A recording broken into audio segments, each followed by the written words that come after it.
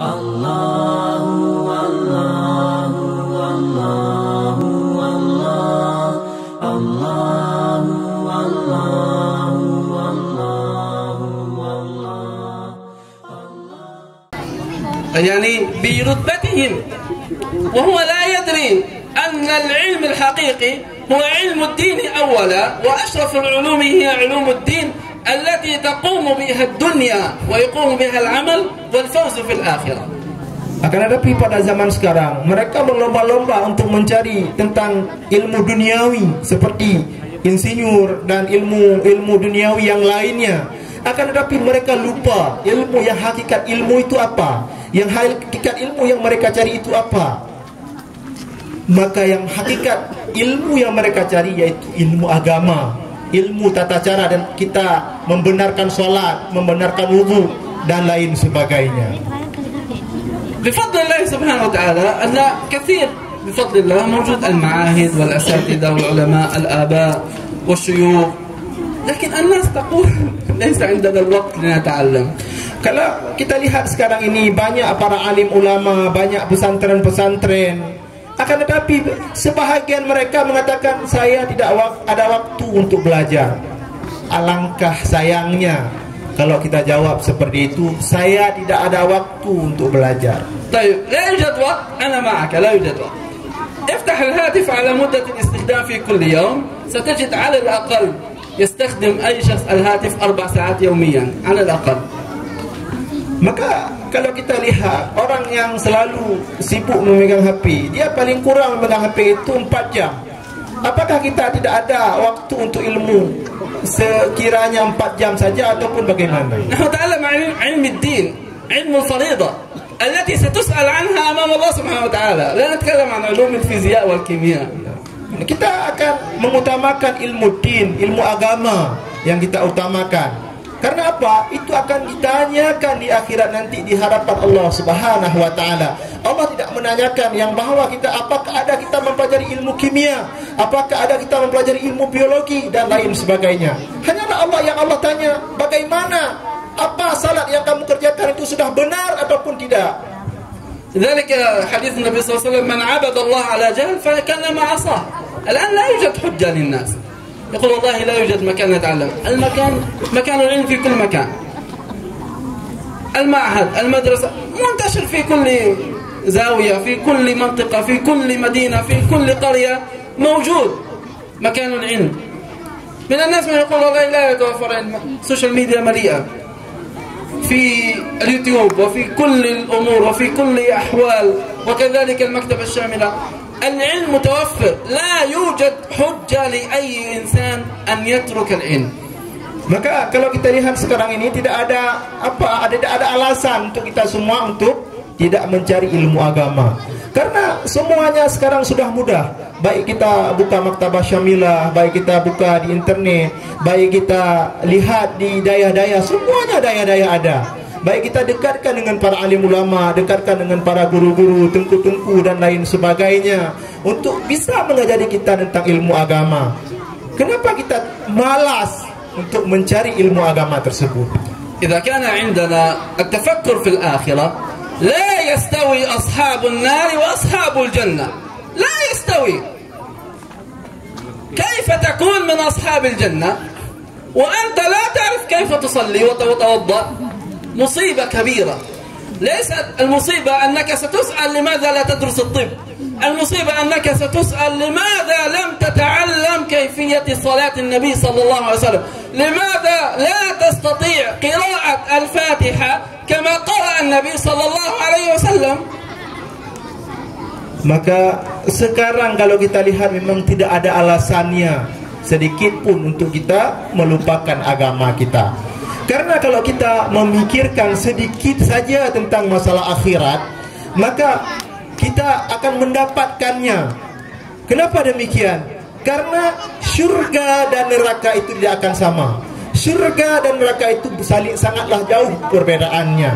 Oleh sebab itu, kita harus mengintrospeksi diri kita di hadapan Allah Subhanahu wa taala. Besok tidak ditanya tentang ilmu kedokteran, tidak ditanya tentang ilmu fisika, tidak ditanya tentang ilmu biologi. Akan tetapi yang ditanya oleh Allah Subhanahu wa taala, apakah solat yang kamu kerjakan sudah benar ataupun belum? Apakah wudu yang kamu kerjakan sudah benar ataupun tidak? Itu yang Allah persoalkan kepada kita semuanya. Itu yang Allah tanyakan kepada kita semuanya. Rukun-rukun Islam semuanya ditanya kembali di hadapan Allah Subhanahu wa taala. ذلك التفكر في الآخرة والسعي للآخرة الله يعطيك الدنيا والآخرة. Maka kalau kita tafakkur kepada akhirat, Allah Subhanahu wa taala akan memberikan kepada kita seluruh dunianya kepada kita. فكر في أحوال الصحابة والتابعين. Kalau kita lihat dari pergi sejarah sahabat dan tabi'in, bagaimana mereka tafakkur kepada akhirat, selalu dekatkan diri kepada Allah Subhanahu wa taala. ما الفرق بيننا وبينهم؟ Apa perbedaannya di antara kita dengan mereka? يعني الصالحون والصحابة والتابعون الفرق بيننا وبينهم 1400 سنة أو أقل 1350 سنة. Maka yang membuat perbedaan kita yaitu perbedaan jarak waktu saja. Mereka sudah dahulu beberapa ribu tahun dengan kita semuanya, akan tetapi perbedaan yang lainnya hanyalah sedikit saja. سقوط خلافة الإسلامية عثمانية كان قبل 100 سنة. سقطت الخلافة العثمانية قبل 100 سنة.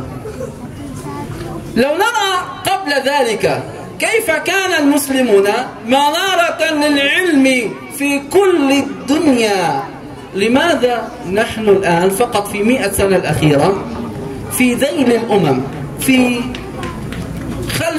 خلف ذيل الأمم، في أدنى وأحقر مكان لا نساوي شيئا، حتى أن الدم اليراق والضعف والفقر في المسلمين فقط.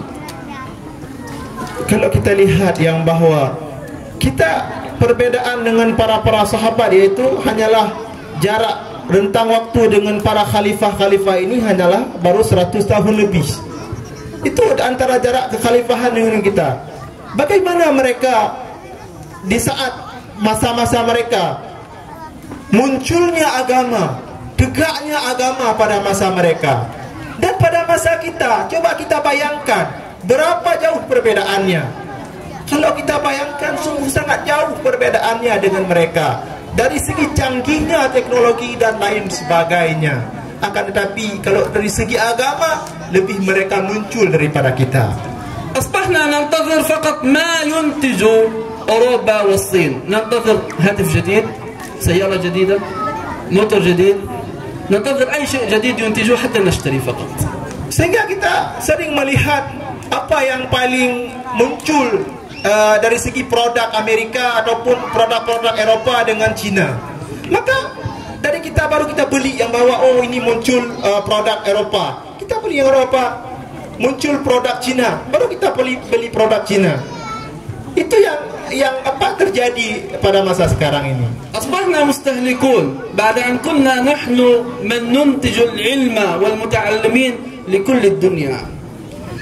Kalau kita lihat dari segi disiplin ilmu, kalau kita munculkan diri untuk mendahulukan ilmu, untuk meninggikan ilmu, maka kita akan bisa menguasai dunia.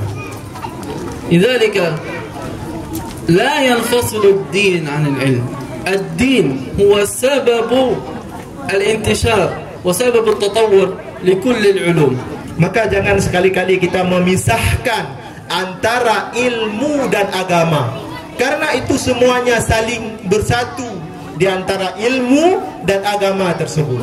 أشرف العلوم هو علم الشريعة القرآن والسنة. ستسأل أمام الله سبحانه وتعالى عن هذه العلوم، عن العلم الذي يعينك على العبادة الصحيحة لله سبحانه وتعالى. أنت مسؤول، فرض عين، فريضة أن تتعلم علوم الشريعة التي تقيم بها الفرائض والأركان الإسلامية. Maka semulia-mulia ilmu adalah ilmu syariah, di mana kita akan dipersoalkan oleh Allah Subhanahu wa taala di hadapannya kelak, di mana kita melakukan ibadat kepada Allah Subhanahu wa taala. Itu semuanya akan dipersoalkan di depan Allah Subhanahu wa taala. علم الطب